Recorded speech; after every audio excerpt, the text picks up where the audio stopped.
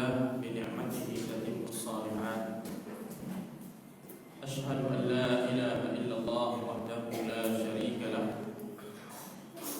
وأشهد أن محمدا عبده ورسوله وصفيه من خيرة خلقه وخليله اللهم صل وسلم على نبينا محمد وعلى آله وصحبه أجمعين أما بعد. Puji dan syukur senantiasa kita persembahkan kehadirat Allah Azza wa Jalla.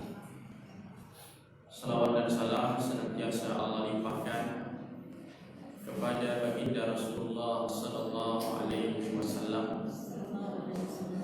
Salawat dan salam mudah-mudahan juga tercurah kepada ahli bait Nabi sallallahu alaihi wasallam dan seluruh sahabat-sahabatnya yang mulia. Ibu yang dirahmati Allah Subhanahu wa taala, alhamdulillah kita bersyukur kepada Allah Subhanahu wa taala masih memberikan kepada kita taufik dan hidayahnya sehingga kita masih dapat melaksanakan aktivitas kebaikan di bulan suci Ramadan ini. Mudah-mudahan setiap kebaikan yang kita lakukan mendapatkan penerimaan yang baik di sisi Allah Subhanahu wa taala. Semoga Ramadan yang kita jalani saat ini menjadi momentum untuk kita dapat mewujudkan sifat takwa di dalam jiwa dan diri kita. Karena tujuan target yang paling agung dari ibadah Ramadan ini adalah lahirnya pribadi-pribadi yang bertakwa kepada Allah Subhanahu wa taala. Sesuai dengan janji Allah di dalam Al-Qur'anul Karim, A'udzu billahi minasyaitonir rajim. Ya ayyuhalladzina amanu kutiba 'alaikumus shiyam kama kutiba 'alal ladzina min qablikum la'allakum tattaqun. Takwa secara bahasa artinya pelindung, perisai, sesuatu yang dapat melindungi kita dari hal-hal yang tidak membuat kita nyaman. Seperti ibu-ibu memakai masker, ini adalah takwa secara bahasa. Payung yang kita gunakan ketika hujan supaya kita tidak basah, itu adalah pelindung dari air hujan, itu juga disebut takwa. Bangunan yang nyaman ini melindungi kita dari terik matahari, kita bisa nyaman duduk di sini, ini juga merupakan bagian dari takwa secara bahasa. Secara istilah, takwa itu adalah ketika seorang hamba membentengi dirinya dari azab Allah, melindungi dirinya dari murka Allah Subhanahu wa taala dengan mentaati segala perintah Allah dan menjauhi segala larangan-larangan Allah Subhanahu wa taala. Itu takwa secara istilah. Ibadah kita, salat kita, puasa kita, baca Quran kita, dan ibadah-ibadah lainnya yang kita lakukan karena Allah, ini menjadi perisai, menjadi benteng yang menghalangi datangnya azab Allah kepada diri kita. Ini adalah ketakwaan. Hanya saja para ulama kemudian menetapkan beberapa syarat supaya ketaatan kita kepada Allah itu bernilai takwa, harus ada syarat. Pertama, ketaatan itu harus dibangun di atas khauf minallah. Ya, ini rasa takut kepada Allah Subhanahu wa taala. Kenapa kita tidak mencuri? Kenapa kita tidak berani meninggalkan sholat? Karena kita takut kepada Allah. Jadi harus ada rasa takut, khauf itu. Takut kepada Allah artinya mendekatkan diri kita kepada Allah. Karena di dalam Al-Quran digunakan istilah fafirru ilallah, larilah kalian menuju Allah. Jadi larinya itu kepada Allah, jangan lari dari Allah, tapi lari kepada Allah. Beda dengan takut kita kepada binatang buas, takut kepada singa, itu artinya lari menjauh dari singa supaya tidak diterkam. Kalau takut kepada Allah, larinya kepada Allah. Fafirru ilallah. Semakin takut, semakin dekat. Semakin takut, semakin dekat. Begitulah hakikat dari takwa. Yang kedua, ada raja dan raghbah. Di ketakwaan itu baru bernilai, ketaatan kita baru bernilai takwa kalau pada diri kita itu ada harapan kepada Allah Ta'ala, berharap akan kasih sayang Allah Subhanahu wa Ta'ala. Kita beribadah, ada harapan di situ, harapannya Allah menerima ibadah kita. Kita beribadah, harapannya Allah cinta dan ridha kepada kita. Kita beribadah, harapannya supaya hidup kita berkah. Ini yang kita harapkan. Kenapa kita berharap kepada Allah? Karena memang Allah itu tempat tumpuan segala harapan kita. Kalau bukan kepada Allah, kita berharap kepada siapa lagi? Allah yang Maha Rahman, Rahim, Karim, Ghafur, Afu, dan banyak lagi nama-nama Allah yang baik-baik, Asmaul Husna, yang membuat kita akan selalu berharap kepada Allah Subhanahu wa Ta'ala, berharap kepada kebaikan-kebaikan Allah Subhanahu wa Ta'ala. Jadi ketaatan kita baru bernilai takwa kalau di situ ada harapan. Jadi bukan cuma takut saja, harus ada harapan pada Allah Subhanahu wa Ta'ala. Yang ketiga, unsur yang ketiga adalah ta'zim. Bahwa kita seorang hamba ini taat kepada Allah karena kita mengagungkan Allah. Allah itu maha agung, maha mulia. Kita muliakan Allah. Kita hargai Allah. Kita mengagungkan Allah Subhanahu wa Ta'ala sebagai Tuhan kita. Nah, jadi ibadah itu harus ada unsur ta'zim. Kita mentaati Allah karena kita ta'zim kepada Allah Subhanahu wa Ta'ala.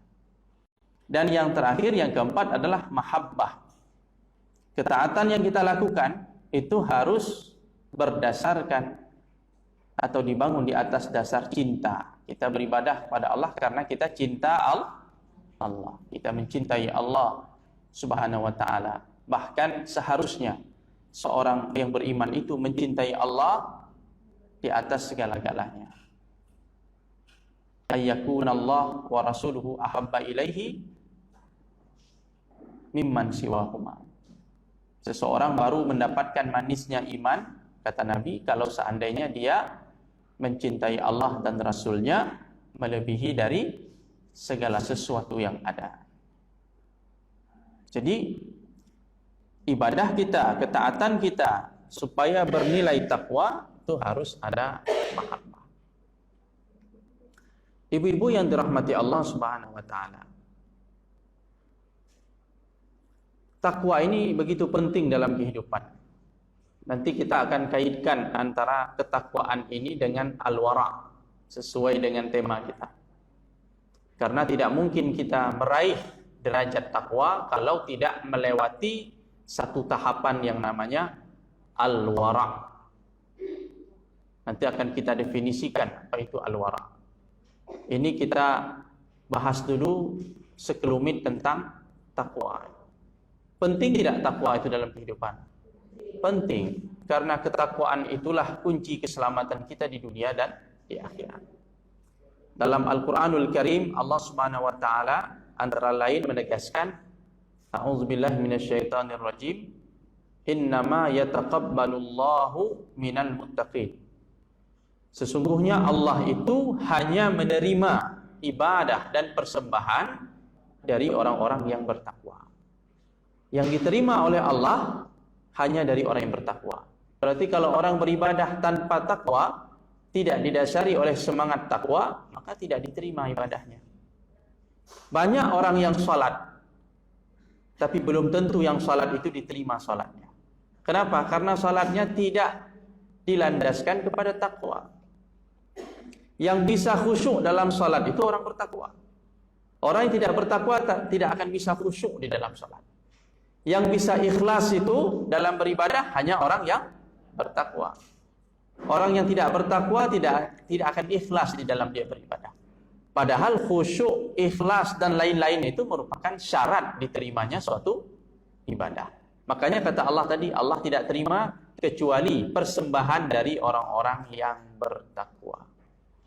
Karena orang yang bertakwa yang bisa khusyuk, orang yang bertakwa yang bisa sabar, orang yang bertakwa yang bisa ikhlas, orang yang bertakwa yang bisa melaksanakan ibadah itu sesuai dengan tuntunan, sesuai dengan apa yang diajarkan oleh Allah dan Rasul. Hanya orang yang bertakwa. Orang yang bertakwa yang mau menuntut ilmu.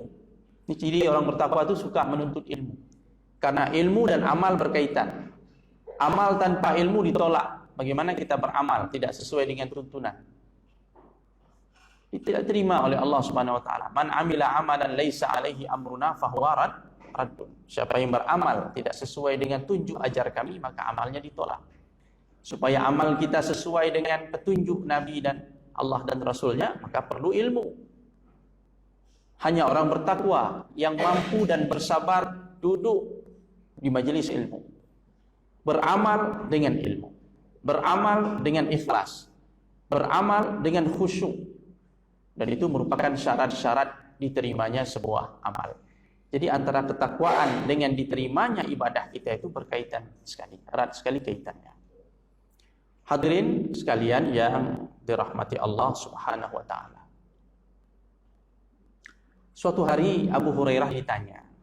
Abu Hurairah ini siapa, Bu? Sahabat Rasulullah ya, sallallahu alaihi wasallam. Semoga Allah meridai beliau. Suatu hari Abu Hurairah ditanya, bagaimana takwa itu? Mungkin orang belum begitu mengerti bagaimana sih takwa itu. Mendengar pertanyaan itu, Abu Hurairah balik bertanya. Dia katakan, apakah kamu pernah berjalan di sebuah jalan, di sebuah tempat yang penuh dengan duri-duri? Ini ada jalan, Bu ya. Di jalan itu banyak duri, banyak beling, banyak binatang yang mengganggu, yang bisa mencelakakan tubuh kita. Dan kadang-kadang tersembunyi, dia nggak nampak.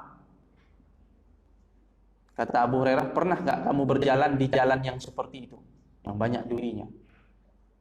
Kira-kira bagaimana cara kamu berjalan? Akhirnya orang yang bertanya tadi menjawab,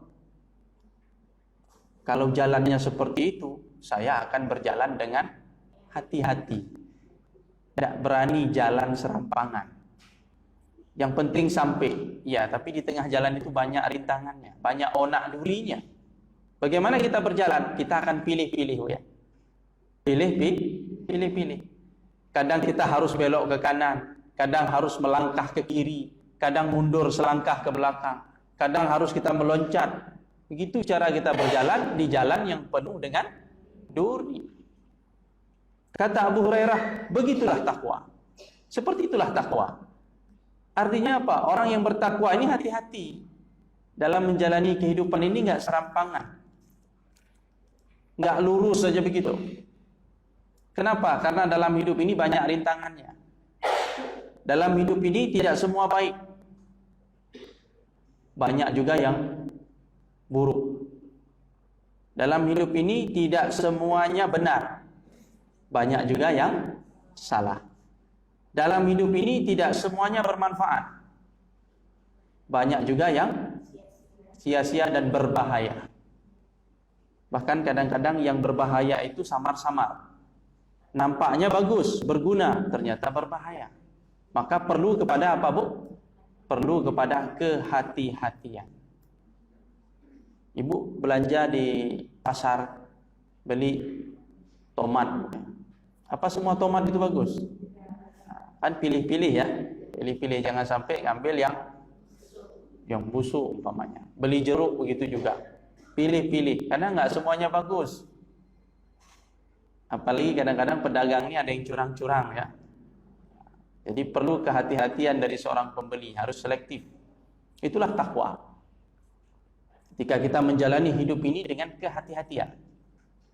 Makanya dalam kamus kehidupan orang bertakwa itu Ada halal, ada haram, ada wajib, ada makruh, ada syubhat, ya, ada sunnah.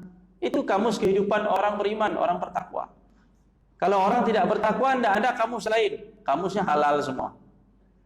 Asalkan jadi duit, halal. Asalkan enak, halal. Ini orang yang tidak bertakwa, begitu cara berpikirnya.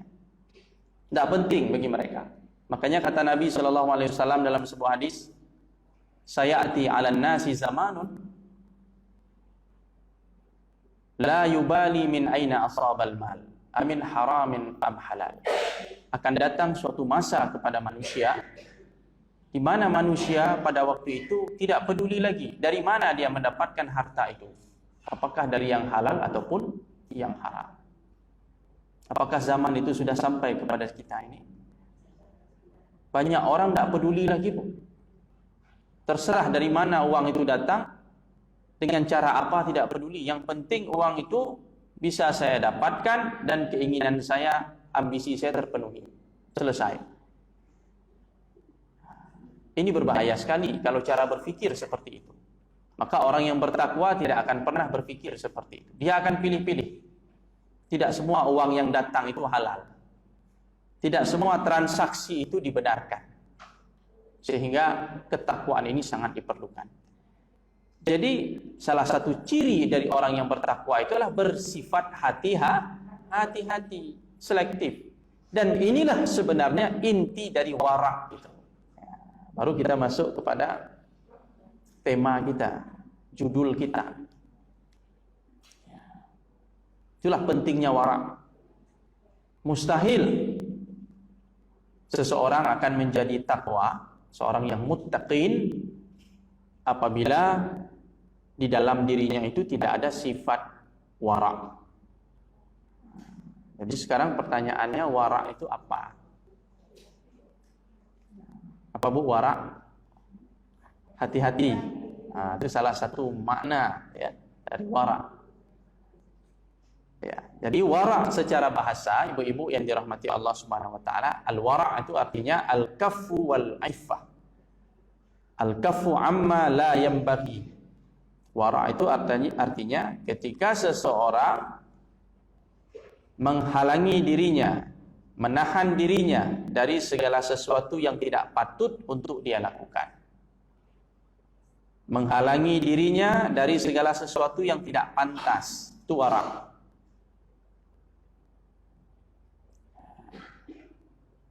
Misalnya kita tidak pantas berkata-kata kasar terhadap orang tua. Ketika kita menahan diri untuk tidak melakukan perbuatan itu disebut wara'. Jadi menahan diri supaya tidak melakukan hal-hal yang tidak pantas, itu wara'. Ya, secara bahasa ya. Kemudian secara istilah para ulama memberikan definisi wara' tersebut. Kata para ulama diantaranya ya,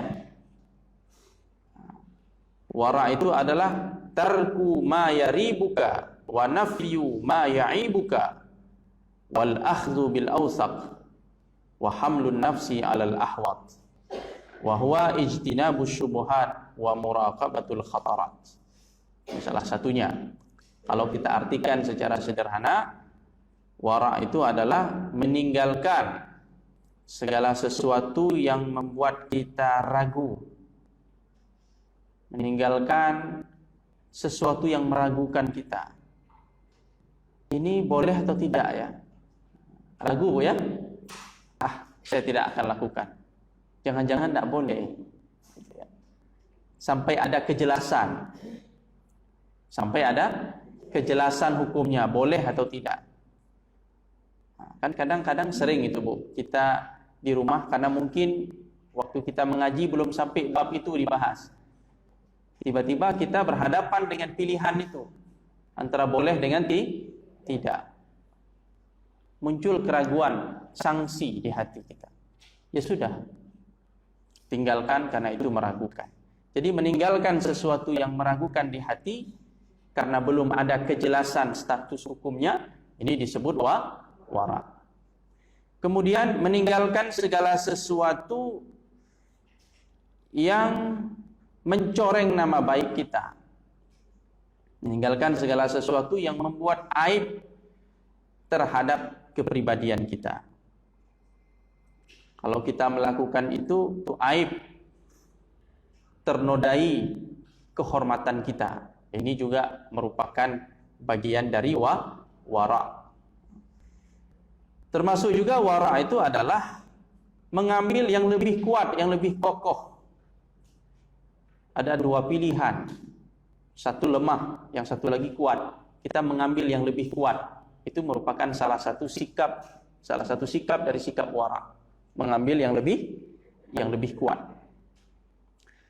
Kemudian termasuk juga dalam pengertian wara ketika kita memilih jalan yang lebih aman dan lebih hati-hati. Itu merupakan sikap wara. Ibu dalam konteks puasa nih, ibu ragu ini. Saya dulu tahun kemarin tinggal puasa 3 hari atau 4 hari. 3 hari atau 4 hari, ragu ya. Kira-kira sekarang ketika ibu ingin mengqadha puasa itu, ibu pilih yang 3 hari atau 4 hari? Pilih yang 4 hari itu lebih aman di hati, lebih nyaman. Ya udah, ibu qadha saja 4 hari. Kalau ibu qadha 4 hari, udah nggak ada lagi ragu-ragu di hati. Tapi kalau ibu qadha 3 hari, masih tersisa rasa ragu di dalam hati. Jangan-jangan ada 1 hari lagi. Jadi supaya tidak ragu bagaimana bu? Udah, bayarkan 4 hari itu. Jadi qadha 4 hari. Nah, ini contoh bu. Ketika kita mengambil jalan yang lebih selamat, yang lebih hati-hati. Ibu ketika sholat pernah lupa rakaat? Pernah atau sering? Pernah ya. Mudah-mudahan tidak sering, sekali-kali ada bu ya. Sekali-kali, saya juga ada. Waktu lupa rakaat, salat zuhur umpamanya, kan ragu ini sudah rakaat kedua atau rakaat ketiga, atau dengan bahasa lain, ini sudah 2 rakaat atau 3 rakaat. Kira-kira mana yang ibu pilih untuk menentukan sikap berikutnya? Pilih, anggap saja kita baru melakukan 2 rakaat. Berarti kalau baru 2 rakaat, tambahnya berapa? 2 rakaat.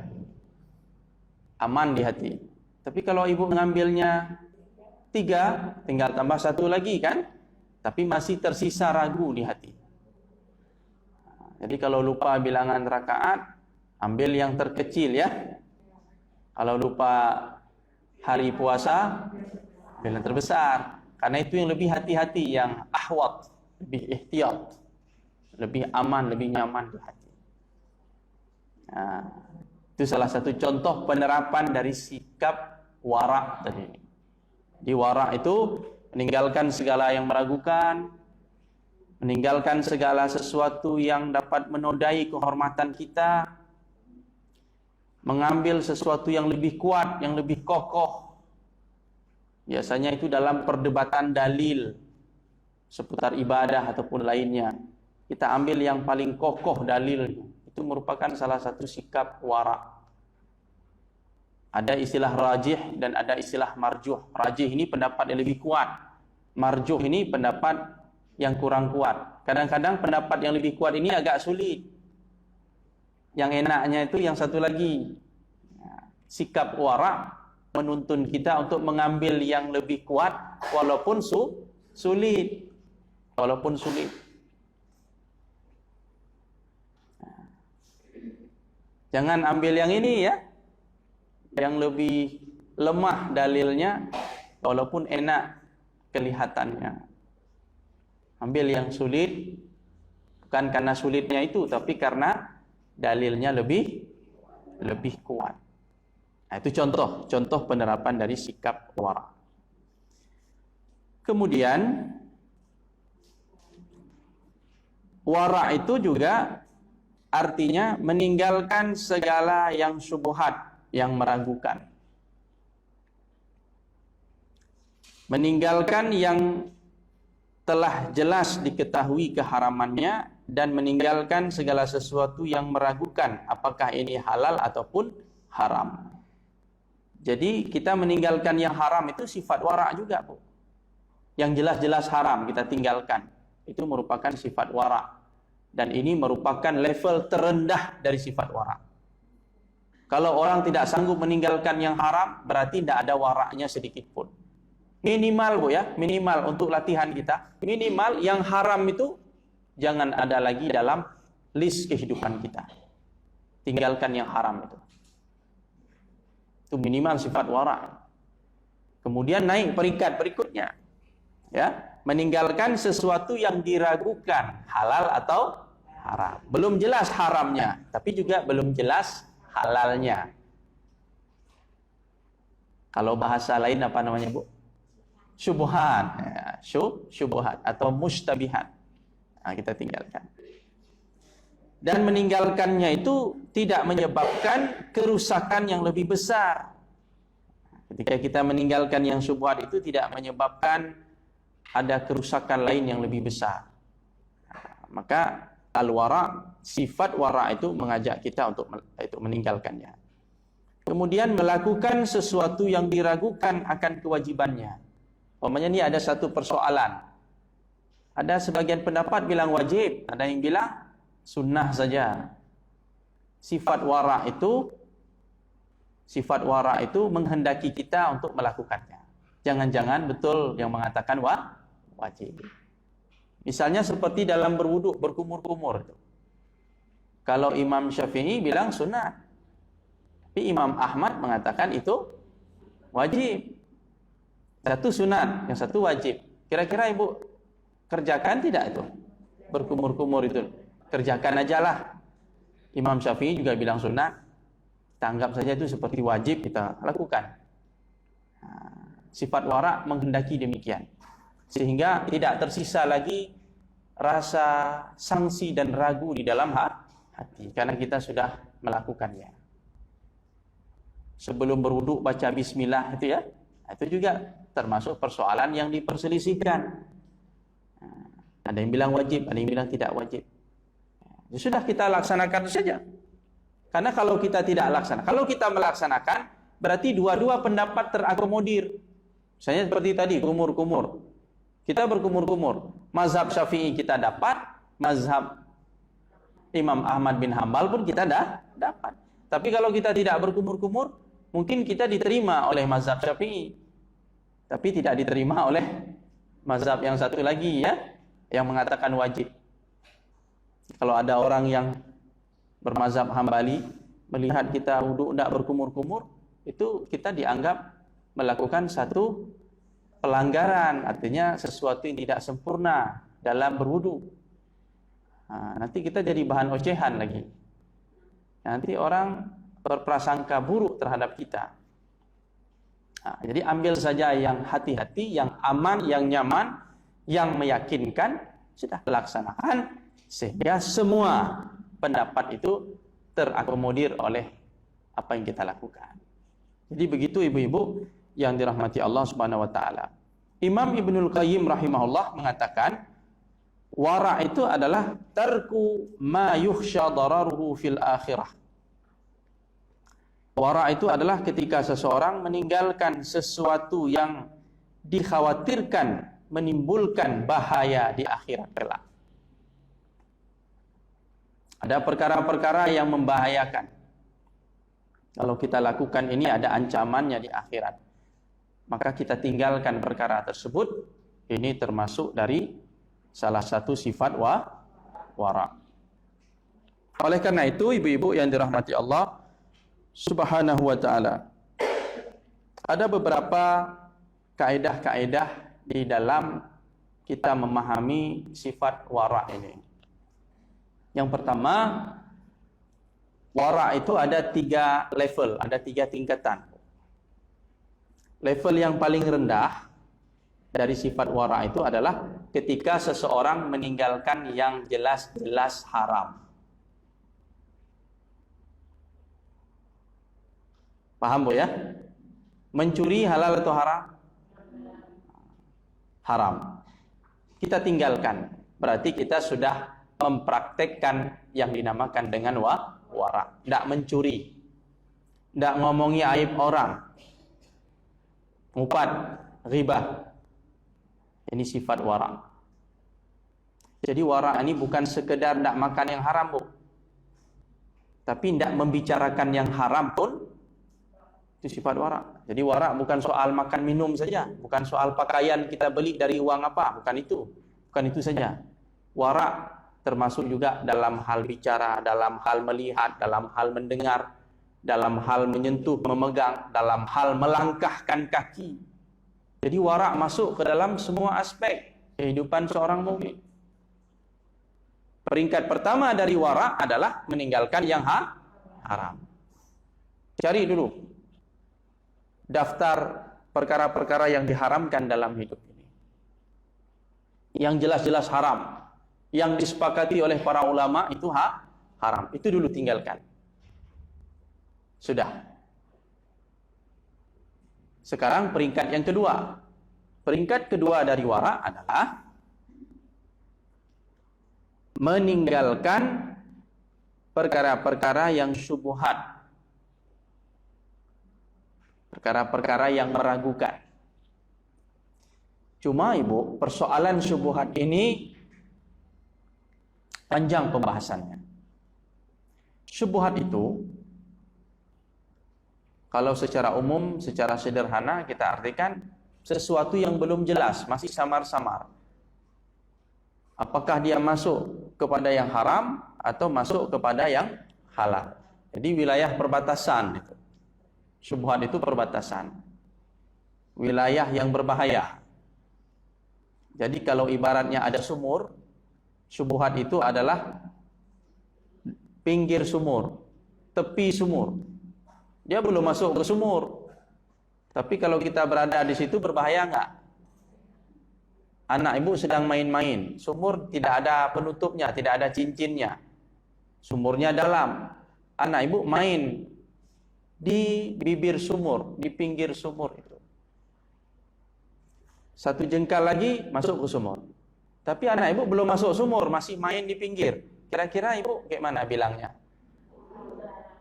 Hah? Ibu biarkan anak ibu main di situ? Pasti ibu bilang, main jauh-jauh sana, jangan dekat-dekat sama sumur. Nanti salah-salah, silap-silap, tolak-tolak sama kawan, masuk kejebur dalam sumur. Tidak ada yang tolong. Di syubhat itu wilayah seperti itu, wilayah berbahaya. Memang dia bukan dalam sumur, belum haram, belum masuk ke dalam wilayah haram. Tapi kalau kita sering main-main di situ, takut terjerumus. Nanti kan ada hadisnya itu, innal halala bayyinun wa innal harama bayyinun wa bainahuma umurun mushtabihat. Yang halal jelas, yang haram jelas. Di antara halal haram itu ada perkara-perkara yang meragukan, yang syubhat. Nanti kita akan bahas hadis tersebut. Karena pembahasan tentang wara ini berlanjut sampai besok ya. Nah, jadi biar tuntas terus ya. Ya, biar tuntas satu masalah, satu persoalan. Baik. Jadi ibu-ibu yang dirahmati Allah, masalah syubhat nanti bagaimana syubhat itu dipahami juga akan kita jelaskan melalui hadis Nabi nanti. Kadang-kadang ada syubhat bagi sebagian orang, tapi tidak syubhat bagi orang lain. Kadang-kadang syubhat itu sekarang, besok udah nggak syubhat lagi. Kenapa? Udah jelas hukumnya. Hari ini belum jelas hukumnya. Besok dibahas oleh para ulama, dikaji oleh para ulama, muncullah hukum yang sudah jelas halal atau haram. Jadi kadang-kadang syubhat itu berlaku pada waktu tertentu, tapi tidak berlaku pada waktu yang lain. Kadang-kadang syubhat bagi sebagian orang, tapi tidak syubhat bagi orang lah. Banyak perkara yang syubhat bagi kita, tapi tidak syubhat bagi Imam Syafi'i. Jadi syubhat ini sesuatu yang sifatnya relatif. Tidak tetap dia. Pokoknya selama itu meragukan pada diri kita, meragukan, udah kita tinggalkan. Besok ternyata persoalan itu sudah jelas. Para ulama dari semua latar belakang, mazhab dari semua negeri memfatwakan itu boleh. Udah, nggak syubhat lagi. atau difatwakan oleh para ulama haram. Udah. Jelas hukumnya, tidak syubhat lagi. Kalau sudah jelas halal, tidak syubhat lagi.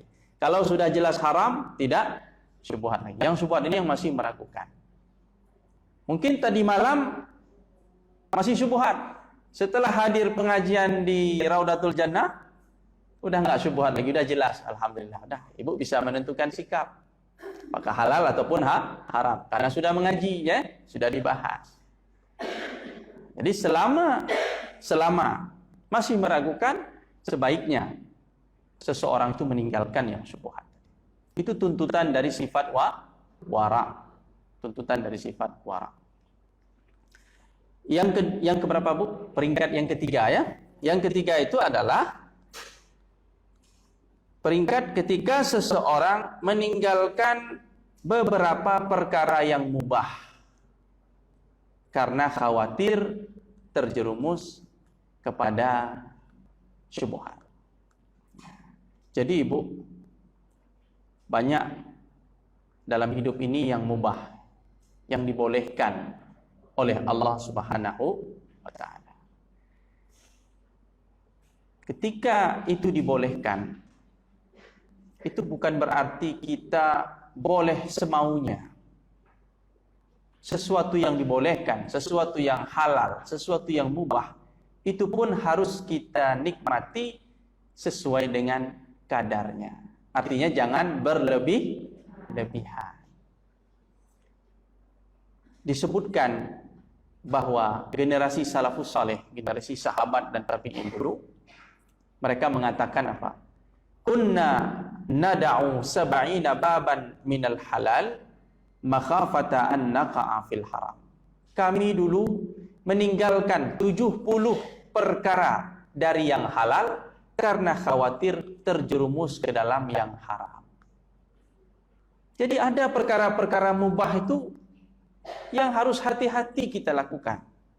Kalau tidak hati-hati, yang mubah itu bisa menyeret-nyeret kita kepada yang syubhat, bahkan bisa kepada yang haram. Ini sedang puasa, Bu. Kebetulan pengajian tidak ada libur, namanya.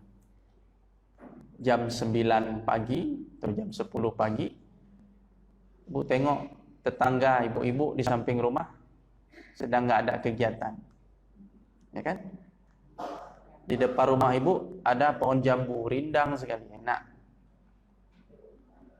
Situ ada tempat duduk. Ibu ajak ibu-ibu, Bu, sinilah kita ngomong-ngomong. Ngomong-ngomong boleh nggak? Boleh. Siapa yang larang ngomong-ngomong? Ngomong-ngomong, bicara-bicara. Ya. Sudah. Pernahkah ibu berpikir di dalam ngomong-ngomong itu isinya apa? Ustaz, kami bicara masalah masak-masak, Ustaz. Ini menjelang lebaran mau bicara masalah resep kue dan sebagainya. Boleh nggak bicara tentang resep kue? Boleh, siapa yang larang? Baik. Bicara resep kue, bicara tepung, bicara gula. Bicara gula, bicara tepung, bicara tentang pajak impres, pasar, ya. Bicara pasar, bicara tentang orang yang jual gula, orang yang jual. Pembicaraannya boleh semua. Tapi kalau ibu tidak hati-hati, pembicaraan tentang kue itu bisa menyeret ibu kepada pembicaraan tentang penjual kue, tentang yang jual tepung, yang jual gula. Bisa menyeret ibu membicarakan tetangga yang nggak bisa buat kue, yang nggak pandai masak. Itu panjang, Bu, ceritanya. Jadi para sahabat dulu sengaja meninggalkan beberapa perkara yang halal, khawatir terseret kepada yang haram. Ibu, saya buat kue kok nggak jadi, Bu, ya. Ibu pakai tepung apa? Tepung ini belinya di mana? Di situ. Oh, di situ nggak usah beli. Kenapa, Bu? Panjang. Jadi pembicaraan yang halal bisa berbahaya kalau kita tidak hati-hati.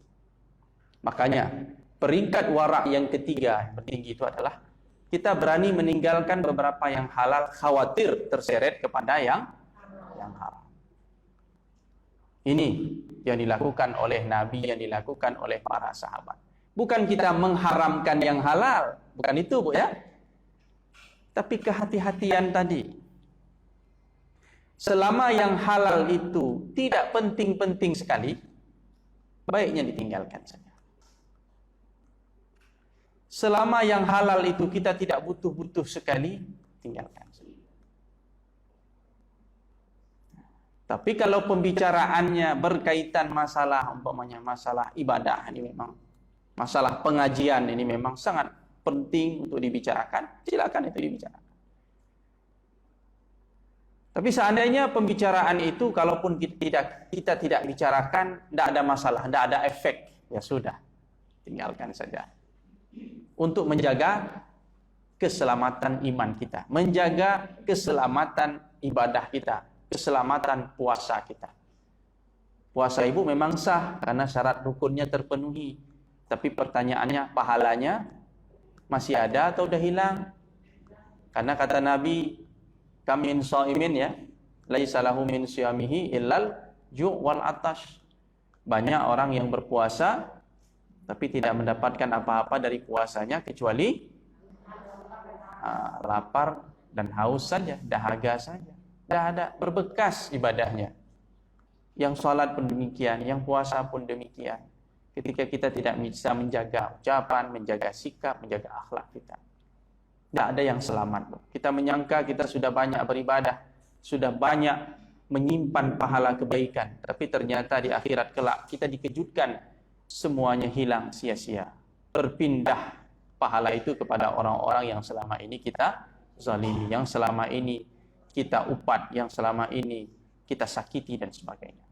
Maka ini perlu kehati-hatian. Maka perlu sekali sifat wara'. Jadi wara' itu terkait sekali dengan diterimanya amal ibadah kita. Wara' itu berkaitan sekali dengan diterimanya doa kita. Wara' itu berkaitan sekali dengan kesucian hati kita. Karena kalau orang tidak hati-hati, tidak wara' atau tidak hati-hati seperti Ibu bilang tadi. Kalau kita tidak hati-hati, apa yang kita ucapkan, sesuatu yang sia-sia dan yang tidak baik masuk ke hati. Setiap dosa itu membuat noktah hitam di hati. Satu dosa, satu titik hitam. Satu dosa, satu titik hitam.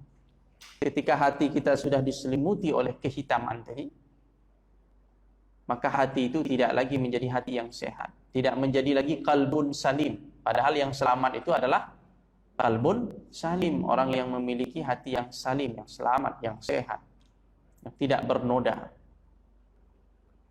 Jadi wara' itu berkaitan dengan hati yang bersih. Bagaimana hati mau bersih? Makanan kita masih haram. Bagaimana hati kita mau bersih? Ucapan kita masih haram.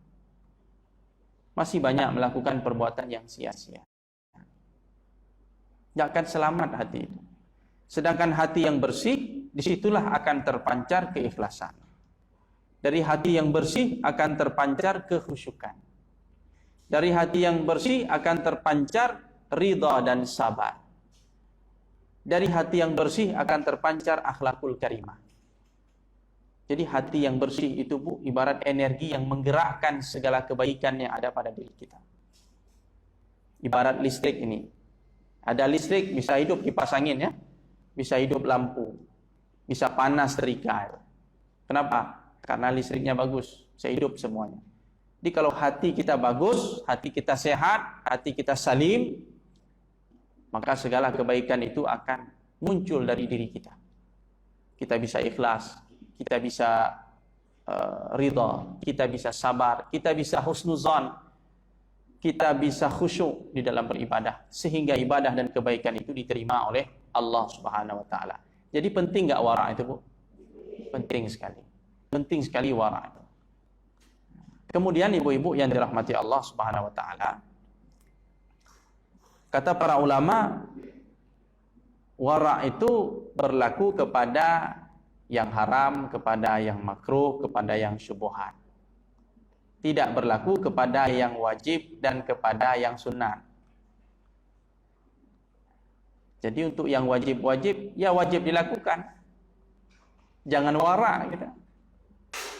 Boleh nggak ya sholat 5 waktu? Memang boleh, bukan boleh, wajib. Nah, jadi jangan pakai wara dalam masalah ibadah yang wajib.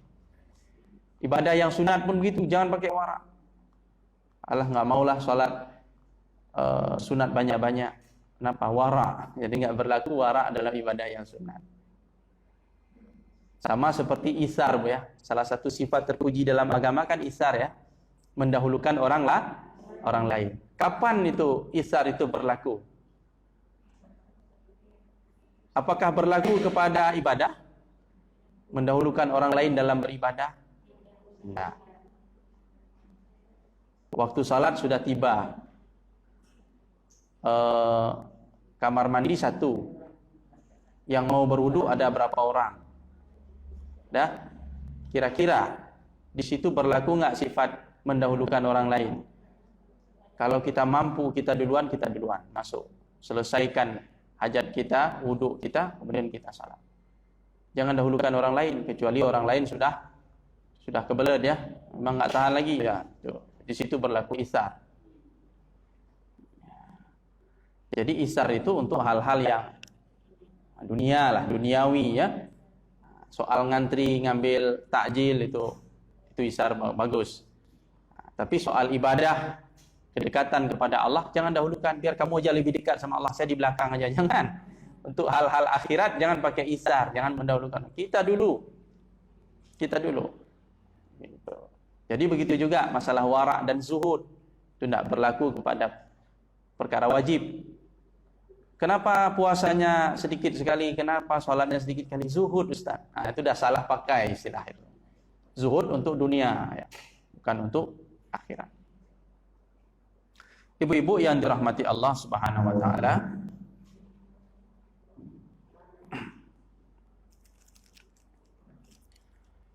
kemudian kata para ulama,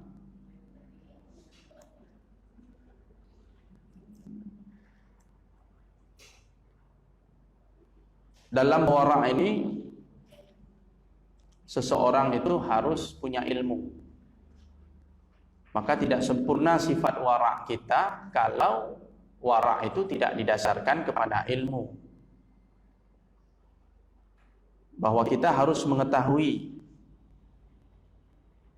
mana yang terbaik dari yang baik. Jadi banyak yang baik, tapi yang terbaik dari yang baik itu yang mana? Kemudian yang terburuk dari yang buruk. Yang buruk banyak, tapi yang terburuk dari yang buruk itu mana? Sehingga kita bisa menimbang-nimbang. Karena agama ini dibangun di atas maslahah dan mafsadah. Kita harus tahu mana yang maslahah, mana yang mendatangkan manfaat, dan mana yang mendatangkan mudarat. Yang manfaat itu kita raih sebanyak-banyaknya, yang mudarat, yang membahayakan itu kita jauhi sejauh-jauhnya. Jadi seorang itu baru bisa melakukan sifat, mempraktekkan sifat wara' apabila dia punya pengetahuan tentang itu. Tentang kebaikan-kebaikan, tentang keburukan-keburukan, tentang maslahat-maslahat, dan tentang mafsadah, kerusakan-kerusakan. Ini harus tahu dan harus bisa menimbang-nimbang. Kadang-kadang orang salah menilai. Dia menyangka dia sudah melakukan perbuatan wara', padahal dia telah melakukan sebuah kekeliruan. Sebagai contoh kata para ulama, ada orang tidak mau ikut berjihad. Kenapa? Karena komandan jihadnya ini orangnya fasik. Dengan alasan dia wara', saya nggak jihad, kenapa? Karena komandannya nggak sholat. Atau komandannya ini orangnya tidak jujur, saya nggak mau ikut jihad. Padahal jihad itu kan kewajiban. Ketika negeri kita diserang sama musuh, kita wajib mempertahankan negeri kita itu, walaupun komandannya itu orang yang belum tulus dalam beragama, atau orang yang belum komitmen di dalam beragama. Jadi nggak boleh kita meninggalkan jihad gara-gara komandan jihadnya belum sesuai dengan tuntutan agama. Karena jihad itu lebih penting dari sekedar komandan yang fasik itu. Umpamanya ada seseorang meninggal dunia, Dia meninggalkan harta yang sebagian hartanya itu dari mungkin tidak jelas kehalalannya. Tapi yang meninggal ini meninggalkan hutang. Datang orang menagih hutang. Si anak tadi mengatakan, kami tidak mau membayar hutang itu karena harta ayah kami nggak jelas. Ini kata para ulama, ini wara' yang salah. Karena bayar hutang itu wajib. Jadi nggak ada urusan dengan harta apa tadi, harta yang syubhat, yang dimiliki oleh orang tua mereka. Nah, jadi beberapa contoh yang disampaikan oleh para ulama itu menunjukkan bahwa sifat wara' itu harus bisa kita timbang-timbang. Jangan sampai kita mengatakan ini wara', ternyata kita salah dalam menilai. Kita telah meninggalkan sesuatu yang lebih penting. Nah, jadi wara' itu perlu dengan ilmu. Ibu-ibu yang dirahmati Allah Subhanahu wa taala. Di antara dalil dari Al-Qur'anul Karim yang menjadi dasar dari sifat wara' ini adalah Allah Subhanahu wa taala berfirman dalam surah Al-Mu'minun ayat 51. Ini di antara dalilnya ya. A'udzubillahi minasyaitonirrajim. Ya ayyuhar rusulu kulu minat thayyibati wa'malu shalihan.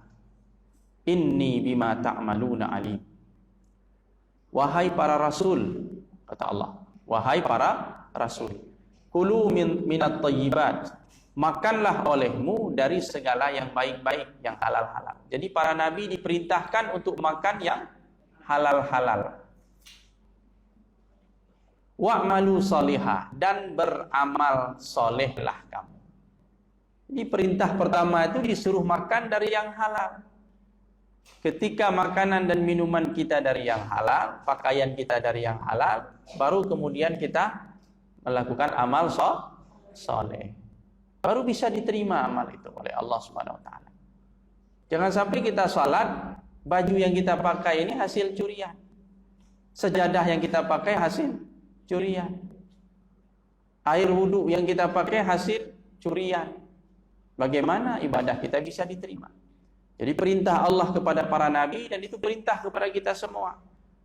Makan dari yang baik-baik, yang halal, wa'malu sholihah, dan beramal solehlah kamu. Jadi ada kaitannya antara kehalalan makanan dengan diterimanya amal soleh. Ada kaitan.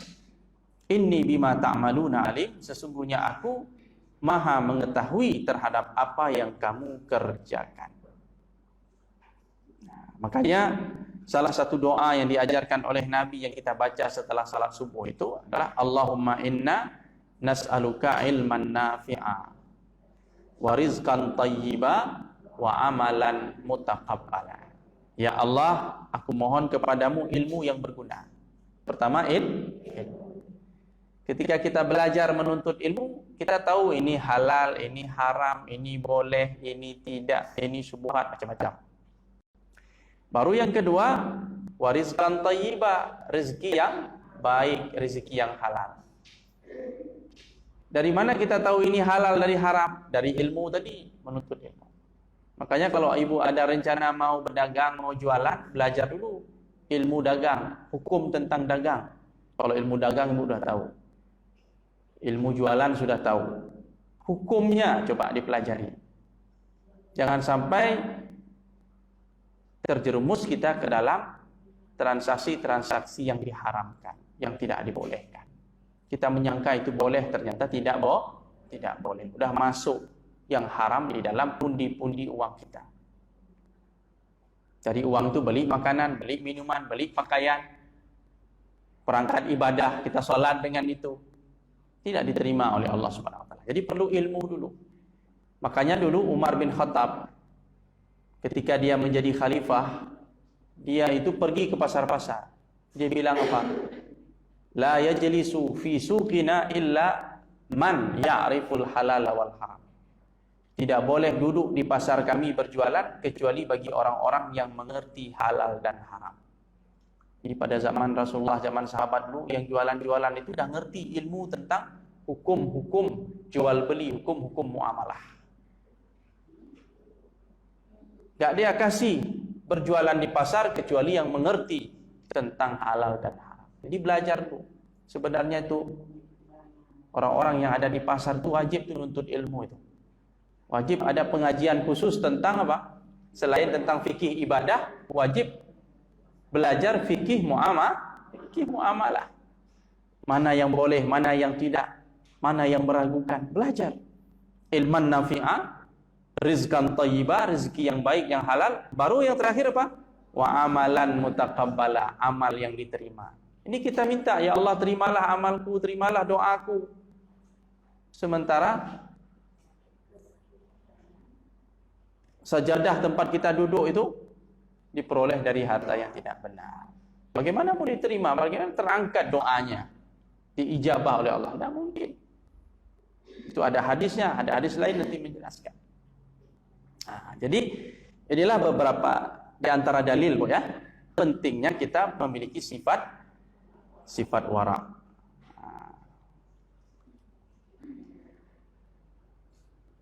Kemudian ada hadis Nabi yang lain menyebut, silakan nanti ibu bisa buka dalam kitab Arba'in An-Nawawiyah. Kitab Arba'in An-Nawawiyah disebut min husni islamil mar'i tarkuhu ma la ya'nihi. Itu hadis Nabi tentang wara juga. Di antara bukti baiknya kualitas Islam seseorang adalah ketika dia meninggalkan perkara-perkara yang tidak penting baginya. Kita ingin tahu kita ini muslim yang baik atau bukan. Salah satu indikatornya adalah sejauh mana kita meninggalkan perkara yang tidak penting. Bisa ibu sebutkan perkara yang tidak penting itu apa? Yang paling tidak penting dalam hidup kita ini adalah perkara yang haram. Ya, Bu, ya? Segala sesuatu yang haram itu penting enggak? Nah, penting. Sangat tidak penting itu yang haram itu. Bahkan berdosa kalau kita buat. Kemudian perkara yang tidak penting kedua adalah perkara syubhat yang meragukan. Justru bisa memberikan efek yang kurang baik terhadap diri kita, syubhat. Kemudian perkara-perkara yang makruh itu tidak penting. Kemudian perkara-perkara mubah yang tidak ada berefek kepada bertambahnya iman. Perkara-perkara mubah tapi sia-sia. Itu perkara yang tidak penting. Jadi kalau kita ingin menjadi seorang muslim yang baik, tinggalkan yang haram, tinggalkan yang syubhat, tinggalkan yang makruh. Termasuk tinggalkan perkara-perkara mubah yang tidak ada gunanya untuk peningkatan iman kita. Seperti tadi perbincangan yang beresiko tadi, ya. Itu perkara yang kurang penting. Sedangkan perkara yang penting itu perkara yang menunjang dunia dan akhirat kita. Misalnya ibu bicara tentang bisnis, tentang dunia, itu bisnis. Itu penting nggak? Penting. Kenapa? Karena dengan dunia itu jembatan kita menuju akhirat. Jadi perkara penting itu bukan sekedar bicara masalah ibadah, sholat, Bu, ya. Ibu bicara masalah masalah masakan itu jadi penting juga. Tergantung tujuannya. Bu belajar masak, tujuannya apa? Supaya ini mau buat bukaan, makanan berbuka untuk orang berpuasa. Ibu ingin mempersembahkan yang terbaik. Gimana sih cara buatnya supaya enak? Kenapa? Saya mau ngasih iftar, takjil kepada orang yang berbuka. Saya ingin pahala. Karena kan kalau kita sedekah itu harus yang terbaik, Bu, ya. Yang kita buat itu harus yang terbaik, yang kita berikan yang terbaik. Sehingga kita belajar. Zahirnya memang dunia, tapi hakikatnya adalah akhirat, tujuannya itu. Ibu sedang ngomong masalah pelajaran biologi matematik. Kebetulan ibu ini adalah guru biologi, guru matematik. Itu masalah dunia zahirnya, tapi hakikatnya adalah masalah akhirat itu. Tergantung niatnya, tergantung tujuannya. Pokoknya kita timbang-timbang, ini penting atau tidak? Penting dunia, penting akhirat. Selain dari itu, maka tinggalkan. Itu salah satu bukti ataupun ciri bagusnya kualitas keislaman kita. Ucapan, pandangan, apa segala sesuatu yang kita dengar, itu mencakup semuanya. Ini termasuk di antara dalil-dalil tentang pentingnya sifat wara di dalam kehidupan kita. Baik ibu-ibu yang dirahmati Allah Subhanahu wa taala, saya rasa untuk hari ini kita cukupkan sesi pertama ini tentang wara. Insyaallah besok kalau tidak ada halangan, Allah kehendaki kita bisa bertemu lagi, kita akan mencoba melihat bagaimana Rasulullah, sahabat, tabi'in dan tabi'in, para teladan-teladan kita dari generasi salafus salih, para ulama yang bisa kita teladani, bagaimana mereka mempraktekkan sifat wara di dalam kehidupan mereka. Jadi besok pendekatannya lebih kepada kisah-kisah teladan tentang sifat wara. Kalau hari ini kita bicara masalah teorinya, ya, besok kita bicara masalah prakteknya, aplikasinya dalam kehidupan umat, terutama di kalangan para salafus salih yang menjadi teladan kita dalam kehidupan ini. Demikian ibu-ibu yang dirahmati Allah Subhanahu wa taala, kajian kita pada hari yang berbahagia ini mudah-mudahan bermanfaat. Ada hal yang bisa kita bawa pulang, yang bisa kita ajarkan, yang bisa kita sebarkan, sehingga manfaat dari pengajian ini juga bisa dirasakan oleh saudara-saudara kita yang lainnya. Demikian aqulu qauli hadza wa astaghfirullah li wa lakum wa billahi taufiq wal hidayah. Wassalamualaikum warahmatullahi wabarakatuh.